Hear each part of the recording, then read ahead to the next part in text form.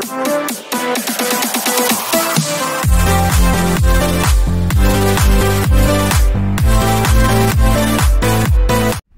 ito mga kaibigan, Miel Fajardo nagpakita ng napakatinding performance sa kanyang huling laban mga kaibigan.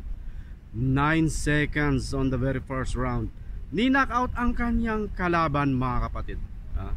Maraming mga nanonood ang kumislap lang ng kanilang mga mata mga kaibigan. Yung iba lumingon lang pagbalik ng panood sa live mga kaibigan is knockout na ang kalaban. Well, panoorin natin ang kanyang performance mga kapatid. Boxing stable. Round number 1, I think they are fighting in a bantamweight. That is very quick.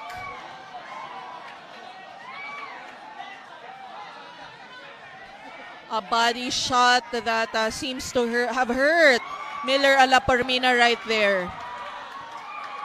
Again, a savage. So there you are mga kaibigan, nakita nyo na kondisyon si Miel Fajardo at iba ang performance na kanyang pinakita. Well, congratulations Miel Fajardo at sana magkaroon ka na ng big fight muli sa iyong boxing career. Well, ganon talaga kapag kondisyon ng isang boxer mga kaibigan, kakaibang performance ang may papakita nito. Thank you so much for watching and see you on our next video. Bye bye.